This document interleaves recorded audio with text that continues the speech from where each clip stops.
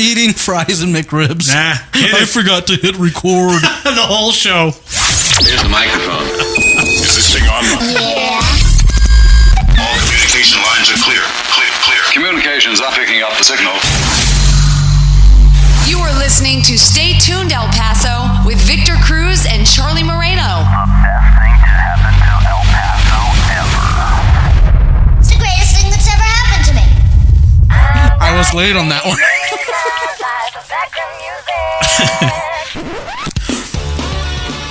It's just so I can eat more before we start. You're listening to Stay Tuned El Paso. By the time Charlie edits this, I don't know how the hell it's going to sound. We've started up like 3 or 4 times. Stay Tuned El Paso, episode number 24, almost 25. Mm-hmm. Today's episode is brought to you by the fine folks over at McDonald's. The McRib is back. The McRib is back, bitches. Is that their new slogan? Yes. McRib is back, bitches. Mm-hmm. I'm showing the bag to both cameras. It's Ronald McDonald with gold teeth. Yeah. McRib is back, bitches. Oh, shizness style. Normally, you should know by now, I really try to stay away from the fast food because of the situation that happened a year and a half ago. But come on, it's a McRib. I gotta have a McRib every now and then. Extra onions. Extra. So thank you guys for tuning in, and I said both cameras because we're bouncing back and forth on my personal page. Just doing a quick live Facebook video. I don't know how long I'm going to make it last, but we are actually recording right now in my kitchen, and over on my left-hand side is Charlie's camera setup. So people should open both browsers, both pages in the browser, and then watch a 2-camera shoot. Yeah. And then see which one's actually, off sync, because I know they're not going to be exactly on time. And I don't know. I'm realizing now as I'm recording on my camera, I don't think in landscape mode I can see comments. I don't think as the comments are going to scroll by. I'm not sure. I don't think I'm going to be able to read that. If anybody's watching this on Victor's, go ahead and leave comments, and we'll see if they pop up. I just saw a thumbs up. Okay. And I can't see out of mine because mine is about 8 feet away, and I'm using the back lens, the back camera lens, so I can't actually see the display. So if anyone's going to leave comments, just leave them on Victor's page. And then we'll try to answer them as we see them. It's just at a weird position. It's at a weird angle. It's over my shoulder, as the case may be. No pun intended, considering what today's topic is going to be. Over the shoulder. Over my shoulders. Yeah, just watch out. I know you came up with an outline of things that you want to talk about. I didn't see the outline, but did you come up with some things? The stuff I want to save for the main bulk of it. For the most of the show will be what we have written down, but did you come up with some other things? Well, there was a couple news stories, couple of sad stories. One was the shooting that occurred last week.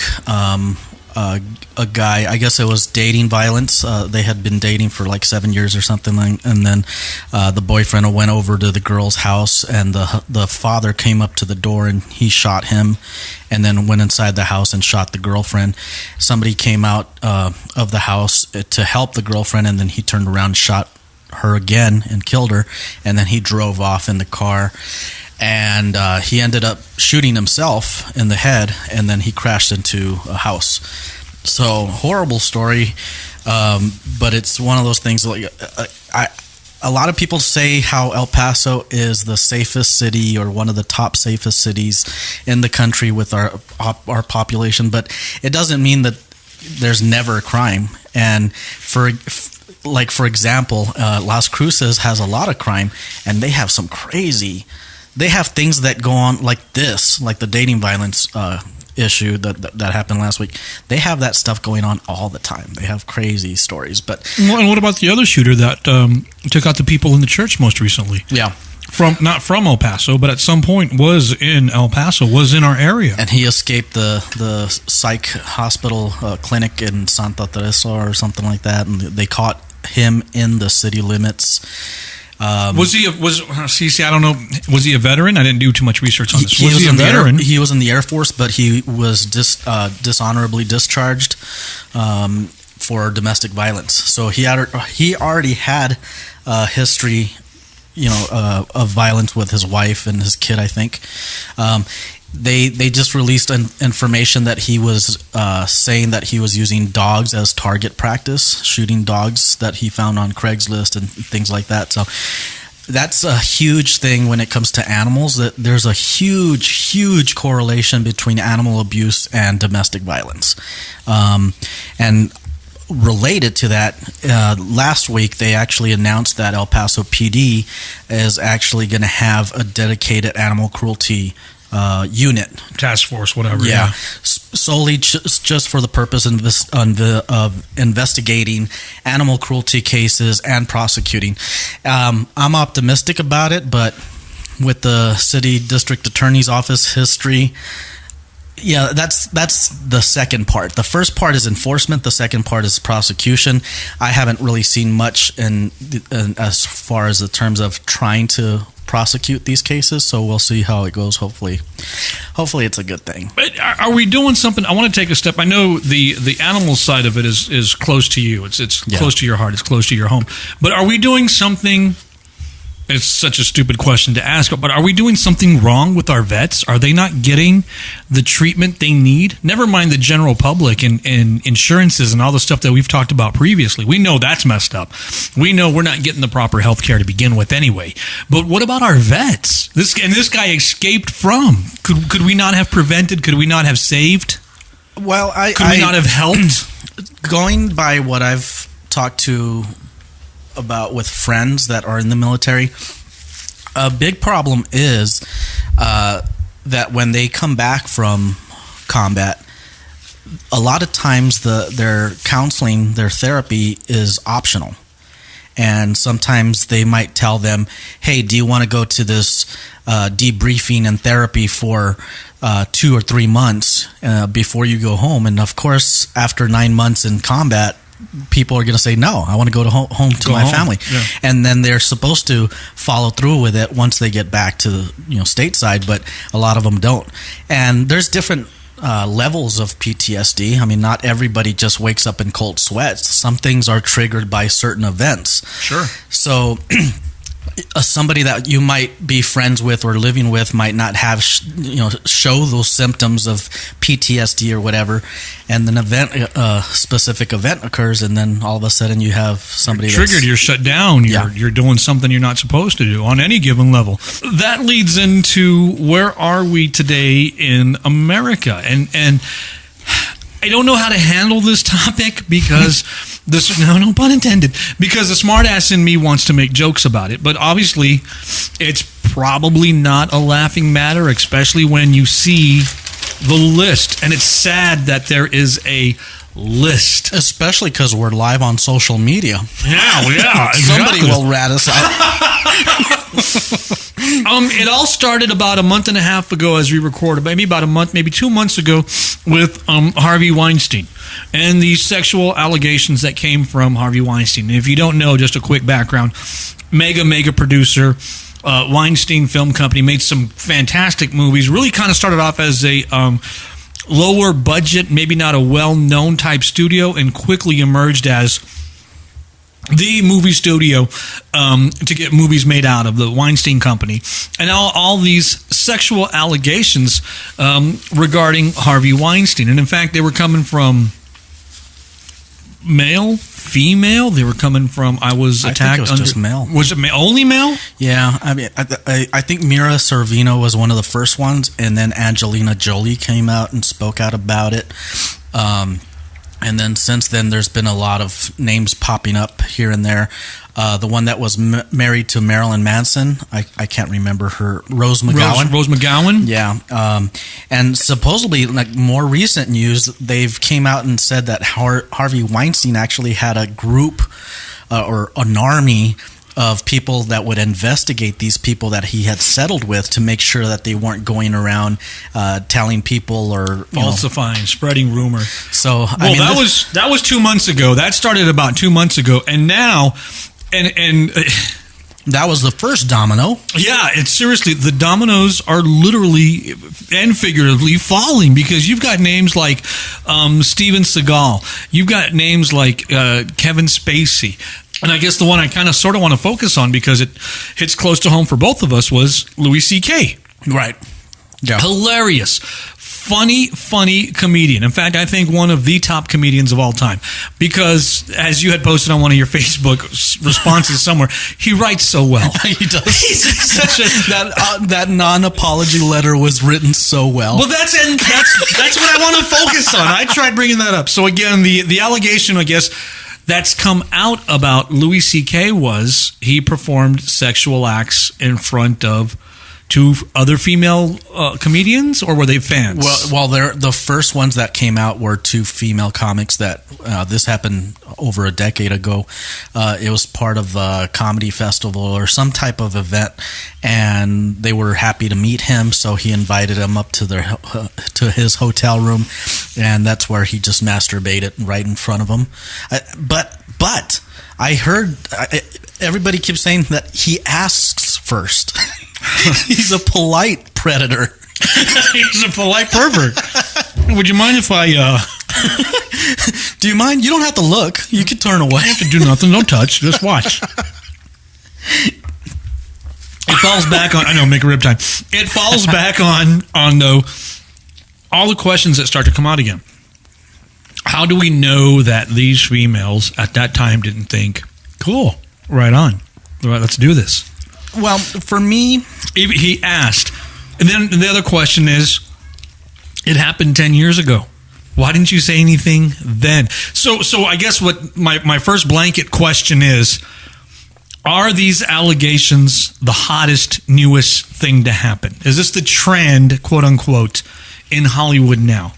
Because if you want to be honest, it started with Bill Cosby, who, by the way, we haven't heard shit from in a couple of months. That was a really big one. I would say that was one of the ones that started the whole thing. There was also Bill O'Reilly. There was also the head of Fox News. But when it comes to the Hollywood side of it, I think it was Bill Cosby, because people heard that and said, there's no way he can do that. Not Uncle Cos. And the 10 years that I did comedy, I heard about that. But you seem like a jerk if you bring it up, because people will always say, oh, it's because you're jealous. Anytime that you call somebody out like that, there's always going to be the group of fans that are going to say you're just jealous. You're just jealous of his success. And that's, I think, what happened with Hannibal Buress when he had that as part of his act. A lot of people were saying, oh, he's a nobody. So why he's talking trash about Cosby because he's a nobody. I never met Bill Cosby, but there were these allegations, these stories, and you heard him. I mean, you heard him every now and then. As an allegation, though, and it goes back to, I think we talked about this the first or second couple of episodes. Is it allegation? Is it black and white? Is it this happened or it didn't happen? Or is there a gray line in the case of something tells me, and I'm no expert, I've never met him, I don't know any of these people, but something tells me the Louis C.K., for example, there's a gray line there. Something happened, and it's not extortion. They don't want money from him. They didn't ask for anything but from him. He didn't give them anything. He still didn't give an apology. I'll get to that in a second or two. Yeah. As much as I love him. But when you make these allegations, good God, then anybody could come up to you or to me, let's be perfectly honest, and say, hey, back in 89... they so-and-so and so-and-so. I was in the club, and Charlie did blah, blah, blah, blah, blah. Yeah. And I was in the studio, and Victor Cruz did blah, blah, blah, blah, blah, blah. By the way, every morning I wake up, I check Twitter to see if my name comes up. On this list. Because the stuff I did when I was doing comedy. Probably. But I'm a nobody. So people... If I did say anything inappropriate, those people right now are probably thinking, what was his name? I don't even remember who he was. That guy? He had hair, didn't he? Yeah, I was much thinner back then, so that's your escape. But I'm just saying, it could the way the dominoes are falling, the way the dice are tumbling, it could happen. I don't want to say to any one of us, but to any one of us. Yes. Is there? That's why I said it. I still fall back on, is it the hottest new thing now to rat somebody out? I don't think a lot of people would agree with me on this, so I'll brace myself. But for me, having those 10 years of experience in stand-up comedy and being reinforced by laughter for saying outrageous and vile things, I can see the difference between saying things and doing things. And I think that's why for Louis C.K. it's a little bit different, because anybody that knows him knows he has no filter. He will say whatever he wants, whenever he wants, and but he crosses the line when he actually starts to expose himself, or he actually starts to masturbate in front of other people. Which is what the allegation is. Yeah, and I think that's part of his personality, his behavior. And I think a lot of people that came across him and were victims of that behavior, they probably justified that by saying, "Wow, it's Louis C.K. He says things like that." But then now again, Charlie, here you and I have been bitching and moaning about how high regard we put celebrities in. Yeah. And here it is hitting close to home. Here it is hitting our generation. I throw the name out there again, and before anybody gets mad, look it up, because it's happened. It's out there. Danny Thomas? Chuck Berry. Oh, Chuck Berry. Yes, well, same thing. If you don't know the Danny Thomas story, we'll get into that later. Yeah, look up the Danny Thomas story. But again, for you older folks that think your celebrities never did anything wrong. You guys as celebrities were more He was way more fucked up than Louis C.K. But I mean, that's not an out, like that's a true. But again, it goes into Chuck Berry again, and that's the absolute first thing I thought of when I heard Louis C.K. and I thought, oh, his career is over. You know, they're pulling him out of all these shows, all these projects that he had lined up. But again, it goes on to it. Do you, as a fan, as the public, forgive him? Do you say, God, he's so funny, though. He's so great. Never mind what he did in the past. He made a mistake. Well, how do we know it was one mistake? And I bring up Chuck Berry because of all the, and okay, fine, call them allegations. Yeah. Chuck Berry has a shitload of allegations against him that made him a fucking pervert. Yeah. Let's just be honest. Yeah. We've talked about it before. He was a piece of shit person. He was an absolute monster of a person. But he was a rock and roll legend. Right. So, he invented it. Where do you draw the line? Where does the line blur? For me, Louis C.K., these allegations, I really don't give a shit about his career. If it's over, it's over. But one thing that I will say is this is different from all the other allegations. And I'll remind me to go back to the phone call, but there's... You mean the Kevin Spacey's, the Steven Seagals, the Harvey Weinsteins? Basically, he never... According to what's out there right now, he never physically touched anybody. He was always touching himself. He was a victim of his own abuse. he was at his own hands. But like you said, I'm sorry, you can't help but laugh. It's not the topic, though. It's not the general topic that we're laughing at. I don't know why we're laughing at, to be honest. Nervousness, I guess. This podcast will never get released. But that's exactly my entire point. And at that, as you stated before, he even asked, "Hey, is it okay if I, let me relieve myself? I think what he did was wrong. Obviously, maybe at the time let me ask this. Okay, but let me ask this question. You said what he did was wrong, obviously. In this day and age. Right. Because 20, 30 years ago, it wasn't wrong. Do you know what I mean? Like, okay, so let's just use a stupid example. The whole cocaine era of the industry, music and comedy and TVs, late 70s to early 80s, fueled by cocaine. At that time, it wasn't wrong. That was how things were. That's a stupid comparison, I know. I know a lot of people will have beef about that, but I started in stand-up in the late 90s, 99 technically, and when I first got into it, there were drugs everywhere. There was a lot of sexual harassment type of things going on. There was a lot of things going on back then. I don't know where times changed. There's certainly a lot of things that I did when I was doing stand-up, when I was doing shows, having women fans in the audience show their breasts, pull their tops off.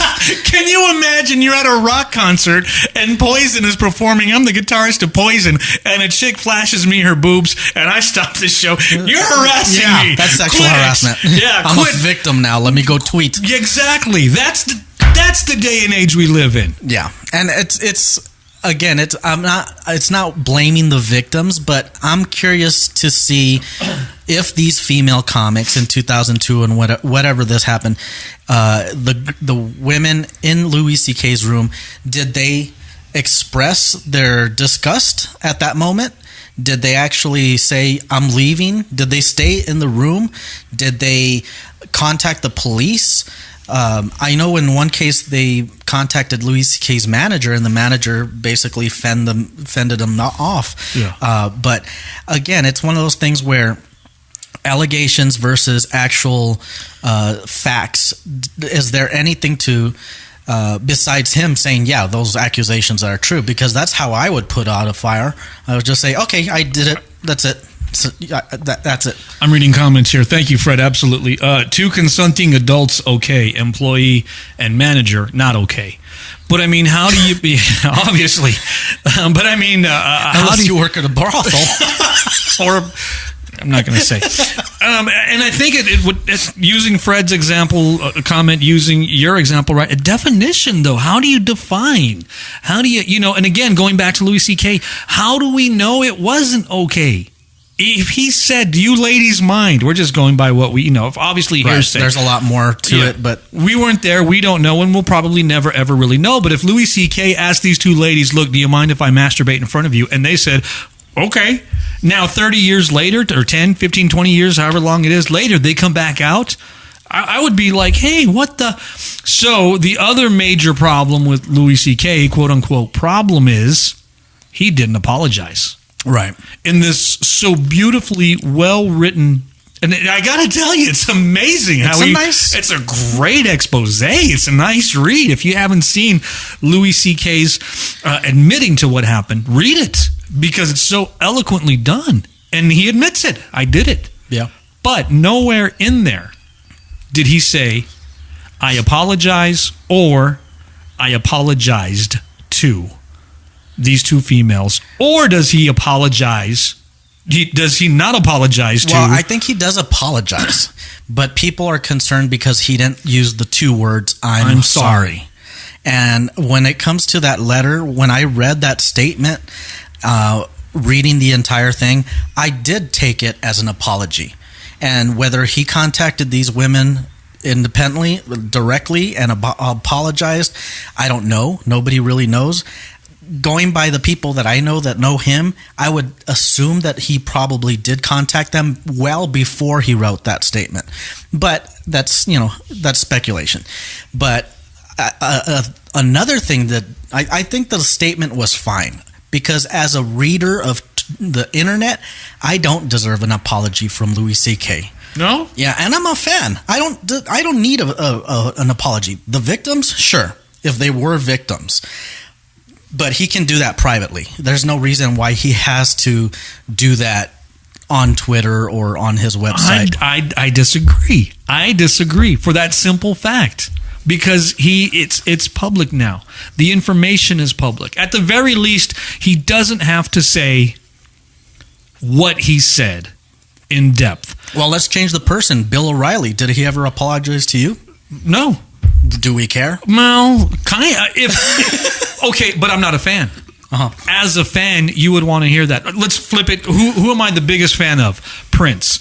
If Prince had done something, and he had in the past, and he didn't apologize, would it upset me? Yeah. Actually, a little bit. Not me personally. He didn't have to call me up and say, hey, dude, I'm sorry. But at least generally, hey, look, I know it upset some people, but I did handle the situation. I did take care of it. Yeah. I think when you're connected, because, and again, it goes back to what we've talked about before, when you have a connection, not just to the general public, but when you have that connection. Let me ask you this then. You're a fan of Louis C.K., you're a fan of comedy, you're a fan of great comedy. Louis C.K. is some of the best. Right. And I mean, I hate using the term, but smart comedy. Right. Does it change your perception of him now, or as a fan? Well, yes and no, because if you are a fan of his comedy, for over 2 decades, that's what he says on stage, his material, really reflects his life. And when you listen to what he writes, his material, it's not surprising that he does this to me. It really isn't, because he seems like one of these insecure but confident, if that makes sense, confident men. So I can totally see him hovering over a woman's shoulder saying, hey, if it's okay with you, I'd like to go up to my room and I can masturbate in front of you. And I can see that woman looking around and laughing her ass off. Whether that happened, I don't know, but that was one of the stories, that he would just come up, and there was a lady that was there, and she said, yeah, he just asked me if he can masturbate in front of me. That's his persona. That's just anybody that watches his act, that's who he is. I mean, you're saying it with a smile, but again, doesn't change everything, because it would be really different if it was Prince, because you wouldn't expect that from Prince. No, I actually kind of would expect that from Prince from 1983 to 89. Maybe I could see that happening. And Bill O'Reilly, he's a creep anyway. How about okay, we'll come back to Louis C.K., but Louis C.K., this is a real problem that I have with Louis C.K. is in one of the, I think it was the New York Times article, there was one of the girls that was interviewed, one of the women that was interviewed, said that she received a phone call from him one day, and he said, I am so sorry about last night. I am so sorry I shoved you into the bathroom, or something along the lines. Okay. And then she replied to him, Louis, you never shoved me into the bathroom. And for her and myself reading that, it makes me wonder, there's a lot more to the story than just him masturbating in front of women. Here's what I'm thinking, and you say that, but I mean, and again, I'm not even trying to be funny, but was he just masturbating in front of them? No porn? No visual stimulus? Were they topless? I guess they were the visual stimulus. But without, I mean, it's hard to masturbate to somebody with clothes on, let's just be honest. Or is that just me? Me? Only one? No, I agree. I'm like, when I read the story, I'm like, I mean, comics are usually sick in the head already. But how do you actually get erect and actually finish by just looking at somebody? Yeah. So to me, there's something else going on in that head. Well, that, and I think there's a lot more. He's a very creative person, so maybe he didn't. He imagined 3 tits. I don't know. Total Recall. Yeah, exactly. He used it. But I'm just saying, I think there's always more to the story. It's not just black and white. It's not, he went into the room, we stood there, and he masturbated. No, maybe was there porn going on? I mean, were there drinks, drugs? I don't know. We can't speculate. That's why I think, as number one, as a fan, he does need to say, I apologized. Doesn't have to apologize to me, the fan, but he should at least clarify, look, I'm going to go seek treatment. I'm going to go to counseling. I fucked up my career. Everybody's dropping me. That's one thing. But I also apologize, because there's so much open-endedness. We live in a very public society with Twitter, with Facebook. You know, you see those memes on Facebook. If you're in a relationship and you all break up, you got to let us know or you get back. You know, you owe it to us. And those funny little those memes and stuff. But that's the society. For God's sakes, we elected a reality show star to president. We need that in our lives. And now we have a president who has 15 women that have accused him with sexual harassment allegations as well. We have a president that has literally said he would grab a woman by the pussy. Mm-hmm. But that's okay. He said it when he was only a businessman. Yeah, he wasn't running for office, so that makes it okay. And back in the late 80s. He was married, but that makes it okay. Right. It was locker room talk. Where's the statute of limitations again? And it doesn't matter if you're the president. It doesn't matter if you're... And I hate bringing Louis C.K. up. Oh, and if you want my opinion, I feel bad. I love Louis C.K. I think he's hilarious. I got on the Louis C.K. bandwagon late in life, but from what I've seen, hilarious. Funny guy. Everything that he's been attached to is great because of him. One of the best Saturday Night Lives I ever saw was the one that he was the host of, because it was Louis C.K. It was just great. When I used to watch the Chris Rock show on HBO, I would watch the credits, because that's when I would start. That's when I started doing stand-up, around 99, I believe. And I would watch the credits, and I would see Louis C.K. as one of the writers. And I started looking him up and, getting more information. And I saw him in New York one time in the subway. And I was walking into the number 2 train, I think it was, Bronx bound. And I saw him there and I said hello. And he was surprised that I recognized him because this was early. I mean, he had already been doing comedy for a long time, but people didn't know him. He'd done writing for Dana Carvey, the Dana Carvey show, which failed miserably. Yeah. But all these great writers that were on it, he was a part of that too. Yeah, he's been around for a long time. And for me, if he were to run for president, I wouldn't vote for him. But based on his past? Just because he's not somebody that I would trust with this country. Because of it, and you fall back on because of his act. And what sticks out in the back of my head, you're listening to Stay Tuned El Paso, Victor Cruz, Charlie Moreno, by the way, watching the live streams. Like our page, like our Facebook page. If you want to get some advertising in, we'll do all that information at the end. But I want to stress to everybody, thank you so much for listening. Stay tuned, El Paso. Use the hashtag STEP, hashtag STEP, Stay Tuned, El Paso. You bring all this up, and it reminds me of Steve Harvey on an interview I saw with him, and I want to say it was during the Comedians in Cars Getting Coffee episode with Jerry Seinfeld, where a lady got mad at Steve because Steve would tell a joke or a series of jokes into a bit about somebody drinking and driving. Uh-huh. And she said, she got offended. You should not be making jokes. And Steve's response was, who were you mad at? The invisible person I made up in my joke? Right. Because that person doesn't exist. Yeah. So my point is saying that even if Louis C.K.'s personal life was up on stage, is he drawing from his personal life so we shouldn't be surprised that the jokes he makes on stage now carry over into real life? Or is he only cracking wise to be a character and we should be surprised that that character has now seeped into his real life? Or any comic for that matter.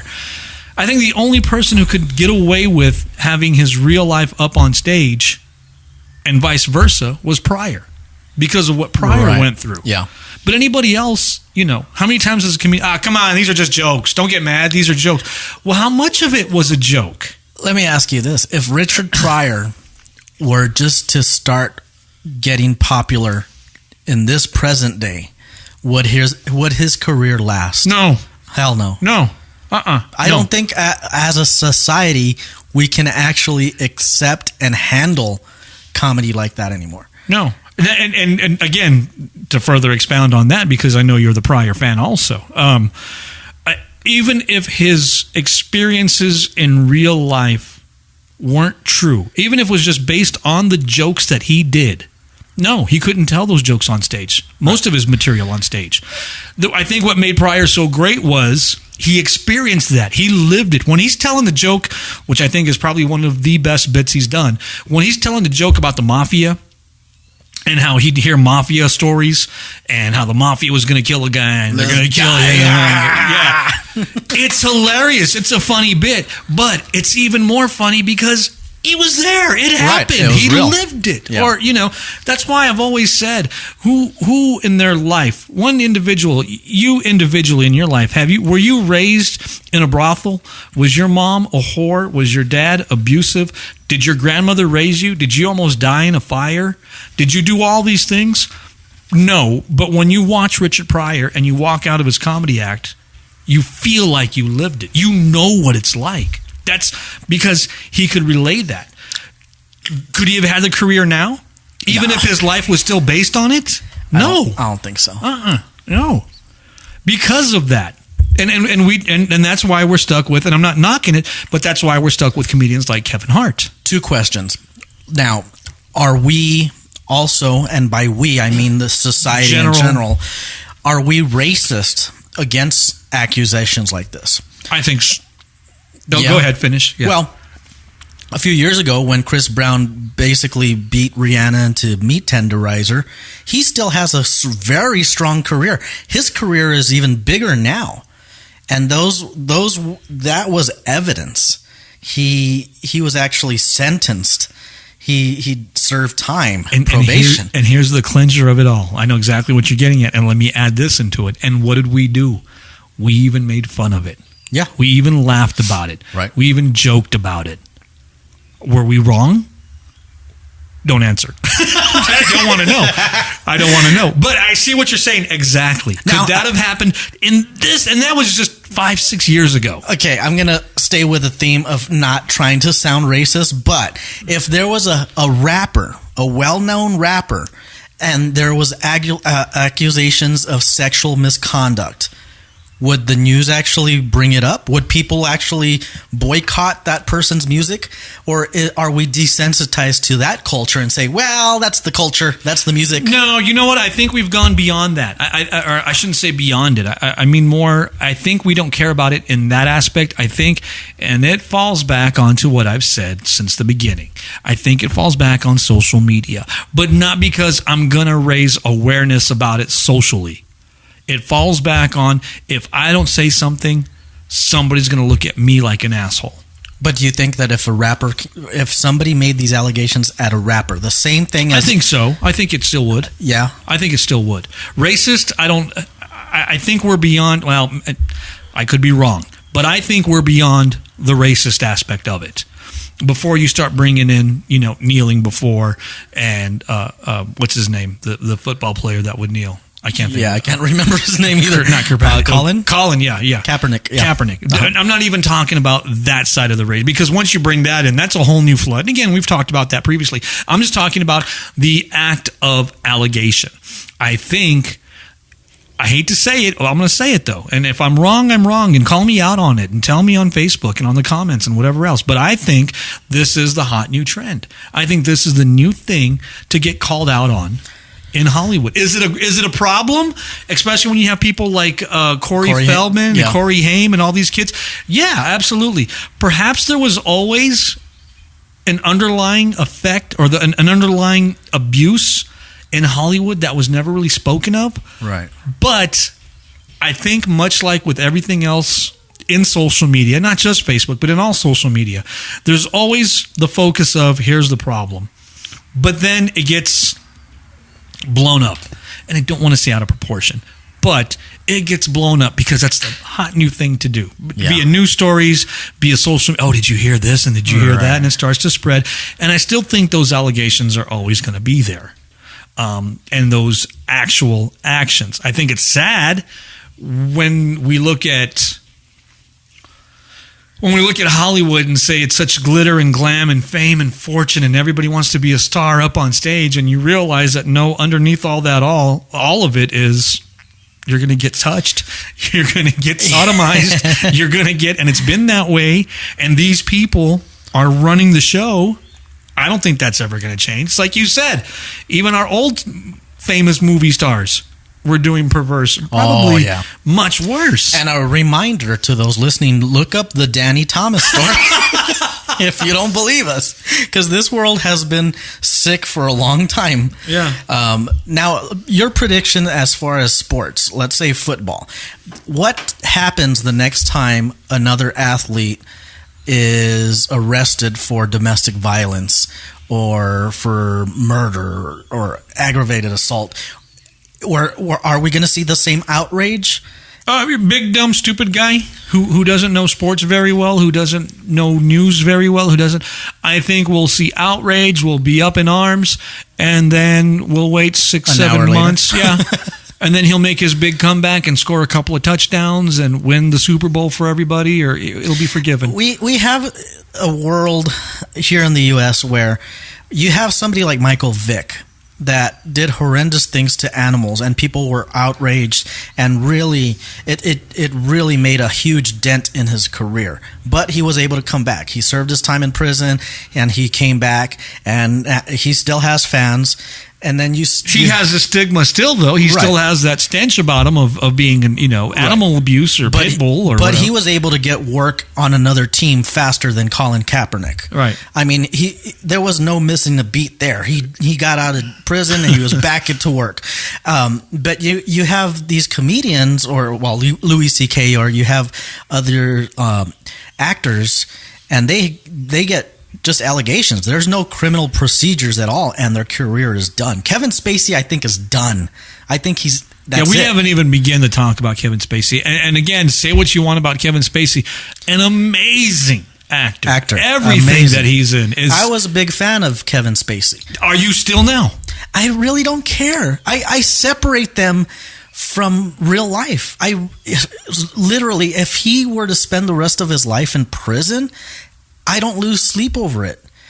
Are you going to be able to sit down and watch a Kevin Spacey movie now and not think, American Beauty? How icky is American Beauty now? I always thought it was icky. But I mean, on a different level now. Does it change for you? I remember, and I throw that out as a rhetorical question because, oh man, throwbacks. We can go back to OJ, and I remember when the whole OJ thing happened, Naked Gun 3 came out, and I couldn't focus on Naked Gun 3 because, there's OJ. Yeah. That movie came out right as this whole thing broke for OJ. Naked Gun 3 was probably as popular as any of them, but not because of the movie, because of fucking OJ. My point is that I have no emotional connection to these actors, to these celebrities. If they do something and they're gone and I never see them again, I really don't give a shit. Louis C.K.? Yeah. You met Louis C.K. I met him twice. I've spoken to him. I can't give two shits if I never see him again. Really? Yeah. Any act, and I know now, you, as far as do not put actors in that realm. You're not a fan of per se. But I'd love to at some point as we delve further and further into the podcast, get some of the local guys here and ask them how much they've had to change their routine or how much they think their comedy has changed in the past 3 to 5 years. And don't come up here trying to be funny. Just talk. Just talk. This is an open mic night. Yeah, you just turn it off. We're the pros. Talk. We'll figure it out. We're the pros, baby. Now, the most recent one, George Takei. I vaguely saw. I just saw this morning that he was flabbergasted. Explain to me what happened, because I don't know. I didn't see the story. So the story was that, which is all funny to me because of there was a male model in 1981 that confided in George Takei about a breakup that he had recently been involved with, and supposedly George Takei took him to his apartment or his house or whatever, and they had been drinking. The guy, the victim, says that after a drink he felt really lightheaded and he ended up passing out. And then when he, in his words, came to, that's when he realized that's when he realized that George Takei had his hands all over his genitals and pulling his pants and underwear down. And so he told him he didn't feel comfortable, and he ended up leaving. But this is again from 1981. It just came out now, and since then, George Takei was on a flight when the news broke, but then when he finally saw the news, he released a statement that said he was flabbergasted, and he denied everything. He said that it wasn't true. However, here's the thing. I'm reading a quick story as you go. Go ahead. Okay. So I used to listen to Howard Stern back in the day, and I used to listen to Opie and Anthony a lot more.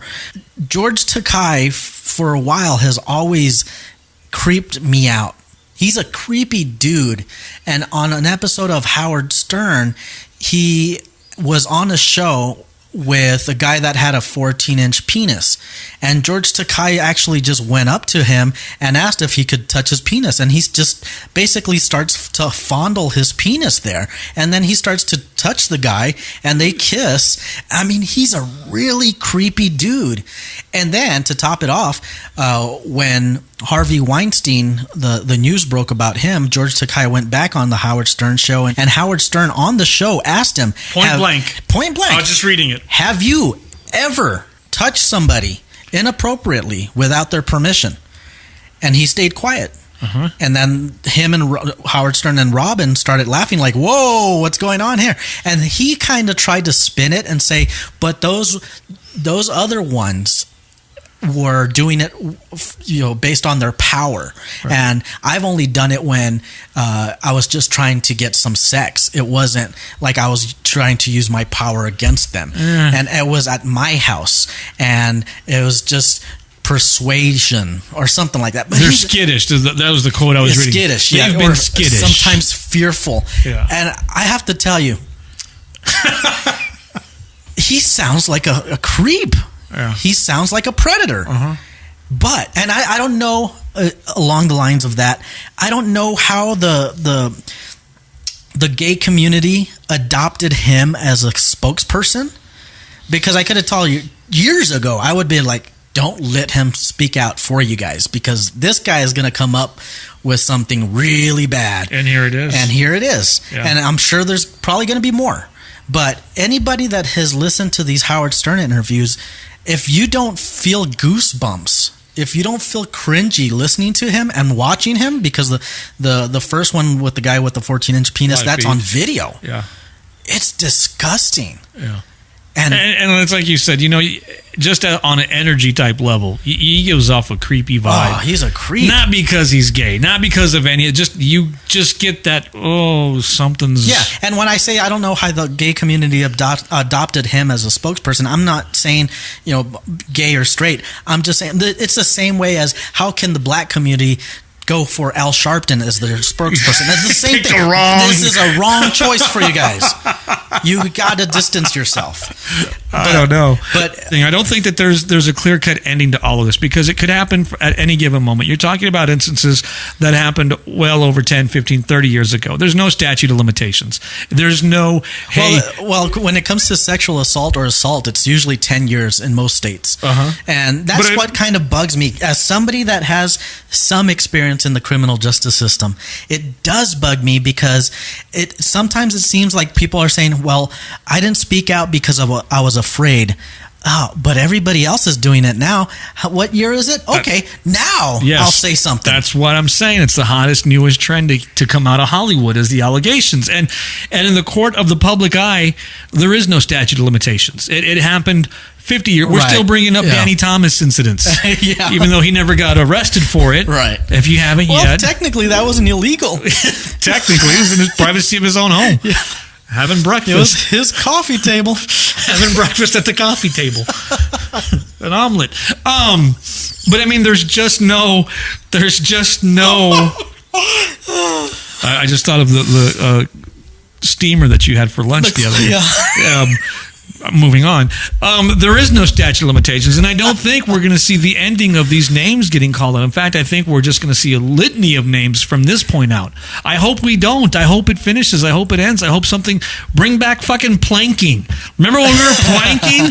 Bring back the owl challenge, for God's sake. I'm curious to see when we have false accusations that are actually proven to be false. And that'll end it. Maybe not. I don't know, but I'm but curious here's the thing, because a lot more people are feeling comfortable about coming out this way, because they assume there are no repercussions. They can't get in trouble if they make things up. Eventually, you're going to see somebody make something up, and there's always cases of rape or sexual assault that are unproven, that go unproven, and then sometimes the authorities will charge that person that made the accusations. But again, in the public eye, nobody's going to give a shit about that. They just worry about the first 120 characters or whatever it is. 148 now they've up there. They let Twitter release more characters. Donald Trump must be happy. But here at that is, and I don't want to take too much time on this as we're starting to wind down, because I want to make the editing easy for you so we can get this out. But how about Kevin Spacey? We didn't even bring up Kevin Spacey. And what Kevin Spacey did in the eye of the public. And the majority of the public said, whoa, wait a minute, that's wrong. This is the wrong time. For those who don't know, Kevin Spacey, accused of these accusations, come out on Kevin Spacey, and he says, oh, yeah, okay, fine, but I'm gay now. Right. And used that moment to come out. And the person that had made the accusation said that he was 14 at the time. And that's what makes it even more of a big deal, because it wasn't just like, a coworker, he said something inappropriately walked and by, grabbed my ass. This was a 14-year-old boy. Right. And Kevin Spacey says, oh yeah, I have issues, but I'm gay now. I'm gay. Hey, look Thank at me. You. Look at me. Exactly. Is that the right thing to do? Did we kind of, wait a minute, because I thought And seriously, if Kevin Spacey would have come out and said he was gay, I'd have been like, okay, yeah, I can who see didn't know he was gay? That's what I'm saying, exactly. How do you not know? Why use that moment? He's a very intelligent person. He's an intelligent person. He knows how to spin it. He's a master of Hollywood. I'm pretty sure he's connected to some of these circles that we might hear about later, and he knows. He'd probably. You think there's a bigger scheme? Oh, you yeah. think there's a big thing going on? I'm think positive. So I mentioned it earlier. So do you think that Hollywood is run by these quote unquote pedophiles, perverts? Well, it's called Hollywood. If she could. I have issues with some of the stuff that Corey Feldman says, and now that he's asking for $10 million to make a film about it, I'm really skeptical about that. But I'm pretty sure there is, just like in politics, I think there is an underground sex ring, sex trafficking. It's been proven in politics already. It's been out there. A lot of people don't want to talk about it, but there are many politicians that have been arrested and sentenced for pedophilia, sex trafficking. I think the same thing hits Hollywood because you have a lot of money and a lot of money to cover up. And you have, especially in the Hollywood industry, you have a lot of parents pushing their kids into this career, and they'll do almost anything. And it's scary. And we've heard about a lot of these child actors in the past, but it's never really stopped. You just don't hear about it as much. There was that girl from Modern Family that had serious issues with her mother, and there was accusations of verbal abuse and financial issues, that she was taking a lot of the money and this and that. She ended up getting emancipated, and now her sister is her legal guardian, or was her legal guardian up until a few years ago. But there's always going to be these parents trying to get their kids into the Hollywood scene, into the Hollywood machine, but it's a machine, and they would be willing to pay the price, per se. I think that's the biggest problem. I think in the next couple of years, you're going to see more and more about the underage side of it, of Hollywood. And it's scary. But pedophiles, you think you'll see more pedophilia? Yeah. I think you're going to see more of that in Hollywood and more in politics, because it's definitely out there. And that's what's scary for me. When people start talking about animal abuse or children, those are my two main things. And I'm curious to see what's going to happen, because if you're into the celebrities, and if you're holding these celebrities on this pedestal, brace yourselves.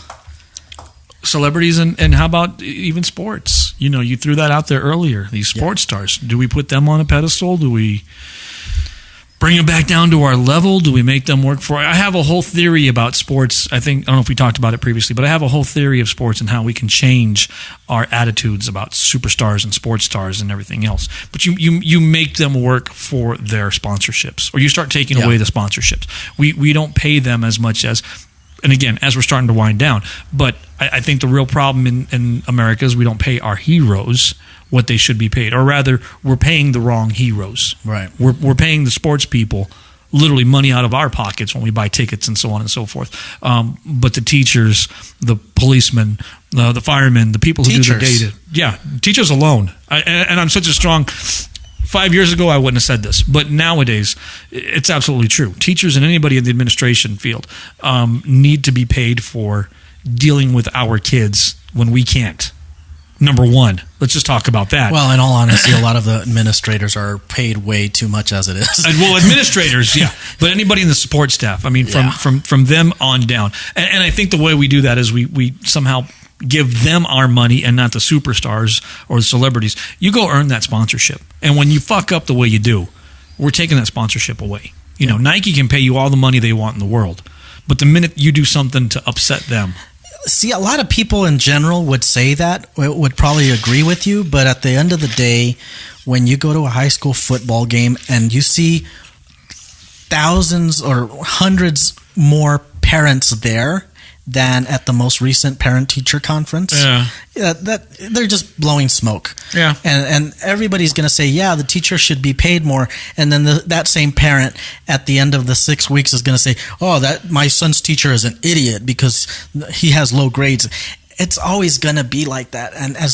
But we can get into, and we'll save that. God, I would love for Priscilla to come in and talk about this one time, because she would be our formative expert on the whole field of it. But you can start with, they're not even teaching anymore. We're too busy testing, especially the difference from states to states. Schools aren't teaching the way they used to be. It's all about clearing out to get testing and to get their accreditations. And I think that's a problem also. I think we need to get back into teaching. Our kids aren't learning. And I give you the perfect example. Majority of the high school kids who end up going to community college have to take remedial courses. Oh, yeah. They're not even in the community college level of things. When I went to college, I was a non-traditional college student. I had been out of school for years and years. And I felt like I had a learning disability because there was things that I just couldn't get. Right. And in some classes, like science or English, I was surpassing everyone else in the class, and they had just gotten out of high school. They had just graduated, and they didn't know the basics of actually compounding the sentence or using punctuation. They didn't know the basics that you're supposed to leave grade school with. And for me, I definitely say there's a lot less teaching going on in schools, and I don't think it's an issue. There's good and bad teachers everywhere, but I think a lot of it is that they're basically going to school to learn the tests and hurry up and get them out of here, and then the college is going to be the one to deal with it. And they get eaten up in the college, literally. They just get eaten up, spit out, and they're out of it, and then it takes you 10-15 years to get back into school. There's a lot of issue wrong with, I think, not just the state of Texas, I think countrywide, with teaching administrations and all that. But we'll get into that for a later topic. You're listening to Stay Tuned El Paso, #STEP. If you like what you heard, comment. If you have a comment about it, follow us on our Facebook page. Also, inbox us if you're looking for advertising. We're taking all types of advertising. Going to get some funds rolling our way. Share the page. Share the podcasts. You can listen in on different... did you add us in a new location now? We are now on Stitcher Radio, and I'm waiting to hear back if we are on our iHeartRadio. We should be on that really soon. What's it cost to get onto Spotify? It doesn't cost anything, but they mostly focus on licensed music. So you have to you basically have to go in through a network, and then the network gets you into Spotify. So that's why it's kind of a pain in the ass. I've just had people ask, why aren't we on Spotify? So I didn't know what the legalities of it. What I would tell people is keep sharing the podcast, because they're not going to take a show that's only getting 1,000 downloads per episode. They want some shows that are getting, and this is going to work against us. They want a show that they can actually get a lot of listeners, and because we're focused on El Paso for the most part, it's going to be hard for us to get like 5,000 to 10,000 downloads per episode that they're looking for as a qualifier. Right. For now, I mean, things can change over the next year or so, but right now it's harder to get on Spotify. There's a lot of podcast apps, Podcaster. Google, I heard, is going to be acquiring a podcast app. But if you just go into Google Play, the Google Play Store or the iTunes Store, Apple Store, just look for podcast. Apple has their own built-in podcast into iPhones and iPads, but there's a ton of other apps that you can download, and then you just enter our RSS feed or just search for us. Do a quick search. It's so easy to find us on a search. So easy to find us on a search. Of course, you're listening to us now, so you probably already know about it. But please share it. Tell friends and family about it if you have a comment of something that you want to hear on the show. People have mentioned some guests that they would like to hear. We're absolutely working on those guests. If you have any contacts, any leads, any type of guests that you want to have on the show, focusing on in and around El Paso, we'd love to have them on. Anything else? I think we're done. Oh, just a quick reminder. If you are in the downtown El Paso area, the Downtown Management District has now started a Downtown Ambassadors program. So look for the volunteers dressed in purple shirts and purple hats. If you have questions, they can tell you where certain restaurants are, certain museums, things like that. So if you're in the downtown area, and like me, I hadn't been there in a while, so when I got there, everything looked so different.